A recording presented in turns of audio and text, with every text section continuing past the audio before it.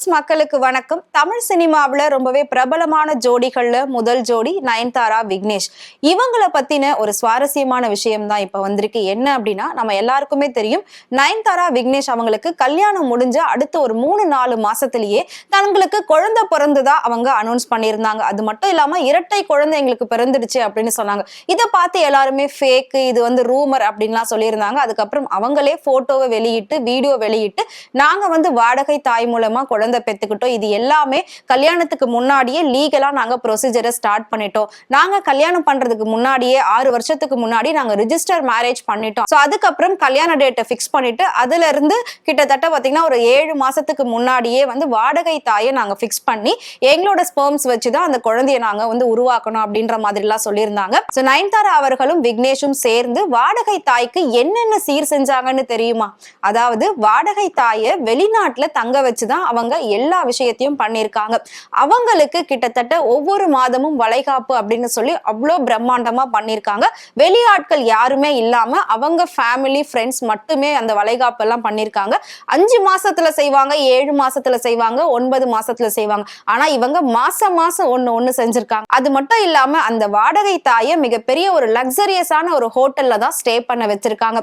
Stay பண்ணது மட்டும் இல்லாம ஒவ்வொரு டைமும் செக்அப்க்கு பாத்தீங்கன்னா கம்பல்சரி அவங்க கூட நயன்தாராவோ இல்லாட்டி விக்னேஷோ போய்கிட்டே இருப்பாங்களாம். யாராவது ஒருத்தர் பிஸியா இருக்காங்க அப்படின்னா கண்டிப்பா இன்னொருத்தர் அவங்களோட அந்த செக்அப்க்கு போய்கிட்டே இருப்பாங்க. ஒவ்வொரு தடவையும் தன்னோட குழந்தைய ஸ்கேன்லயே பார்த்து அவ்வளோ ரசிச்சிருக்காங்களாம். அது மட்டும் இல்லாம வாடகை தாயோடைய அந்த டெலிவரி டைமிங்ல 2 பேரும் இல்லாம ஒட்டுமொத்த குடும்பமே அவங்க கூட இருந்திருக்காங்க.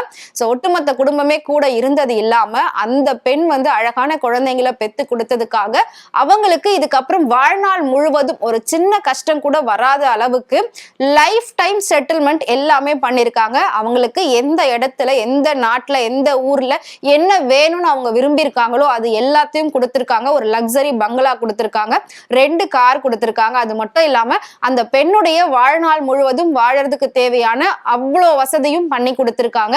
சோ தனக்கு குழந்தைய கொடுத்த அந்த வாடகை தாய் எப்பவுமே நல்லா இருக்கணும் அப்படின்னு நினைச்சு எல்லா விஷயமும் நயன்தாரா விக்னேஷ் பண்ணிருக்காங்க. இந்த வாடகை தாய் மூலமா தான் குழந்தை பிறந்தது அப்படின்னு தெரிஞ்சதுக்கு அப்புறமா நிறைய பேர் பலவிதமா பிரச்சனைகளை நயன்தாராக்கு கொடுக்க ஆரம்பிச்சாங்க. அவங்க மேல வழக்குகள் போடணும் அப்படின்லாம் சொல்ல ஆரம்பிச்சாங்க.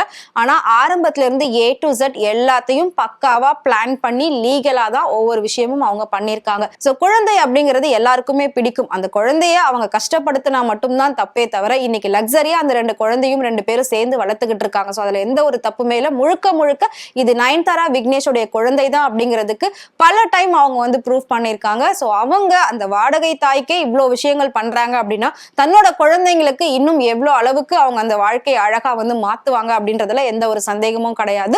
சோ யாருடைய வாழ்க்கையும் நாம விமர்சிக்கிறதுக்கு ஆளே இல்லை. அவங்களோட வாழ்க்கையில அவங்க சரியா ஒவ்வொரு விஷயத்தையும் செஞ்சுட்டு தான் போயிட்டு இருக்காங்க. சோ நாம எப்படி இருக்கோம் அப்படின்றதுதான் மிக முக்கியமான ஒரு விஷயமா பார்க்கப்படுது. சோ நயன்தாரா அண்ட் விக்னேஷ் இவங்க 2 பேரும் சேர்ந்து வாடகை தாய்க்கு மட்டும்தான் இவ்வளவு செஞ்சாங்களா அப்படின்னா கண்டிப்பா கிடையவே கிடையாது.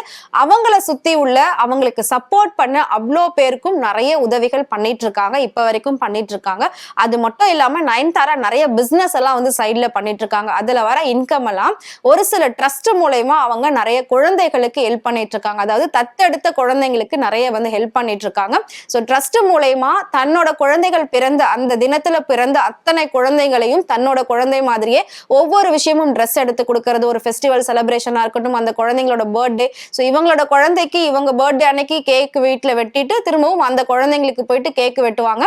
சோ தன்னோட குழந்தைகள் பிறந்த அதே தினத்துல எத்தனை குழந்தைகள் அந்த ஹாஸ்பிட்டல்ல பிறந்ததோ அந்த மாதிரி எல்லா குழந்தைகளையும் இவங்க பாத்துக்கிறாங்க. முக்கியமா ட்ரஸ்ட் மூலமா நிறைய குழந்தைகளுக்கு இவங்க ஹெல்ப் பண்ணிட்டு இருக்காங்க. அது மட்டும் இல்லாம கஷ்டப்படக்கூடிய ஏழை எளிய மக்களுக்கும் இவங்க நிறைய உதவிகள் செஞ்சுட்டு இருக்காங்க.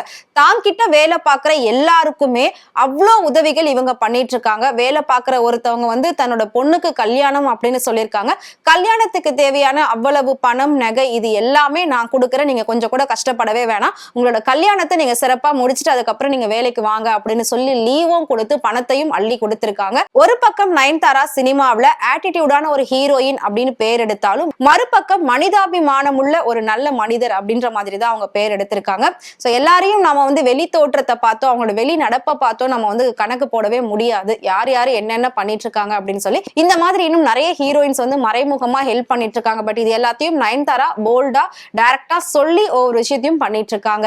சோ உங்களுக்கு நயன்தாராவை பிடிக்கும் அப்படின்னு நினைச்சீங்கன்னா மறக்காம அவங்கள பத்தி கமெண்ட் பாக்ஸ்ல கமெண்ட் பண்ணுங்க. இதே மாதிரி சினிமாவை பத்தியும் சினிமா நடிகைகளை பத்தியும் நிறைய இன்ட்ரெஸ்டிங்கான விஷயங்கள் டே பை டே தெரிஞ்சுக்கணும் அப்படின்னு நினைச்சீங்கன்னா மறக்காம ஃப்ரெண்ட் டூட் சேனலை ஃபாலோ பண்ணிக்கோங்க.